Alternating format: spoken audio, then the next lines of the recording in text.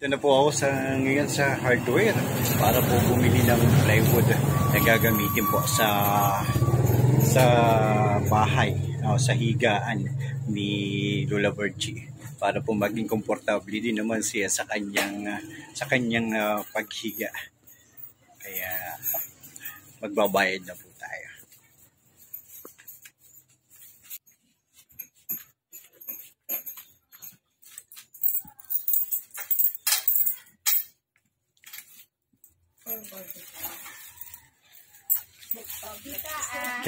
Ito po, babayad na natin kay ate sa ating maganda.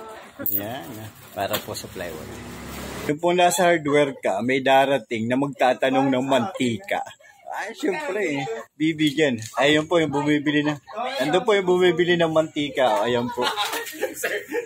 Kaya po kayo bibili ng mantika sa hardware, kayo magpupunta. Magsasadya. Yan na po ang ating plywood na ikakabit sa higaan ni Nanay Lola Virgie.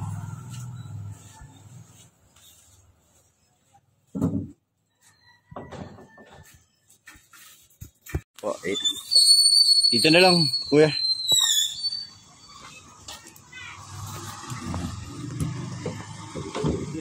Sige, salamat. Ito na po ating ipapasok at bukas ipapagawa ko naman ito para magamit na ng maayos. Yan, yun po ay ihahatid ko na. Inihatid ko na dito kay Nanay Virgie, Lola Virgie. Itong plywood. Ito po ay di media. At yun, kung ano pang ginagawa ni Nanay. At ito po ay atin ang ibibigay kay Nanay Virgie, Lola Virgie. At kinabukasan ay susubukan ko po na ipakabit na. Pagpapatulong po tayo sa karpintero. At sana yung anak niya na ay makatulong sa atin sa pagkakabit nito.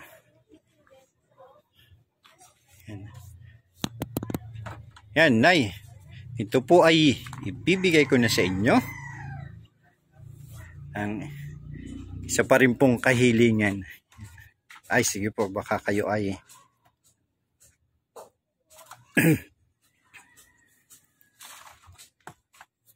okay po, kaya po. Kaya.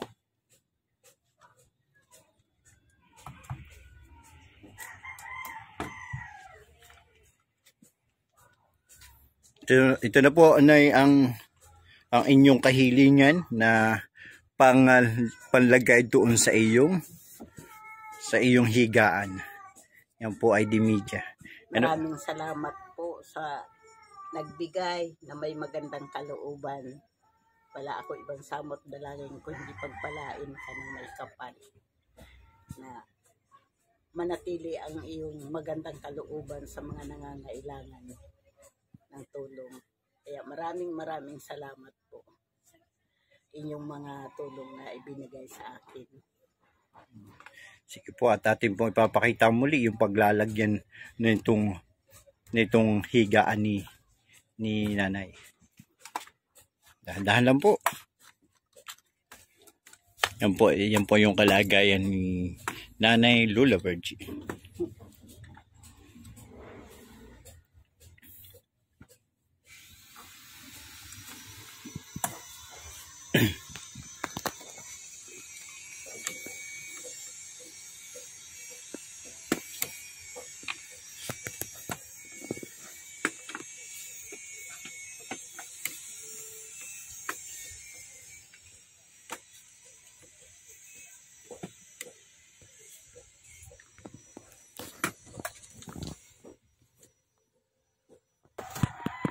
Yan po, ipinapa.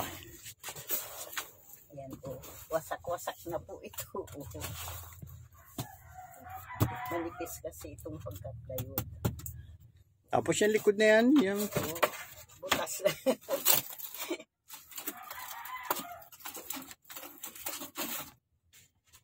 Yan po at abangan po ang pag-aayos ng higaan ni Nanay Virgie. Lola Virgie, para po yung maging komportable na yung kanyang paghiga. Salamat sa may magandang kalooban. Maayos na rin yung aking higaan. Yan. Na binubuo lang ito ng takip. Para wag lumusot. Yan para. Ngayon sa susunod na araw o bukas nanay ay hindi ka nalulusot diyan kapag napakabit na. Pag napakabit na ang plywood at yung DVD nga nabili natin. At muli po maraming po salamat sa ating mga sponsor at patuloy po tayong nananalangin na nawa patuloy pa rin tayong maraming matulungan. At salamat po sa lahat na sumusuporta sa aking YouTube channel at gayon din po sa aking FB account.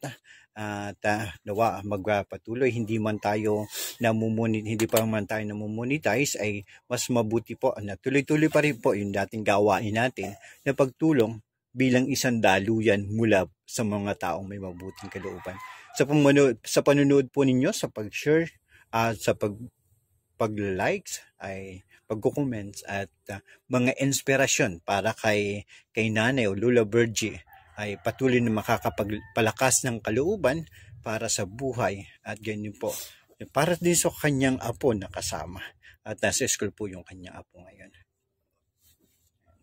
Maraming salamat sa inyo sa tulong na ipinagkakaloob ninyo sa mga katulad ko na wala ng kakayahan. Maraming salamat. Nagagalak ako sa mga tulong ninyo na ipinagkakaloob nyo sa akin. Nakaka-touch ng puso na may mga taong magandang kalooban. Patuloy po lang panalangin at yun sa sandigan ng bawat isa sa atin. Lagi ko kayo ipananalangin na manatili kayong ligtas, malusog, at nakakapagpatuloy sa inyong mga gawain na pagtulong. Kaya maraming salamat sa inyong lahat. Ito po, nakakabit na, nakalagay na yung higaan ni Nanay Virgie. Kaya lang, meron nakaupo. Ito na po, ayan. Kinabit na po, nakakabit na. At nilagyan na nanay. Kaya inintay na lang po natin yung magbibigay ng panlatag. Yung, meron daw pang patong na ilalagay Kutsyon. Dito. Hindi ko alam kung kutsyon. Kutsyon na lang. Aba, di natin, bahala. Namili ka pa. Ipapakita ko po ang mukha na itong nagkukutsyon. Sabi mo,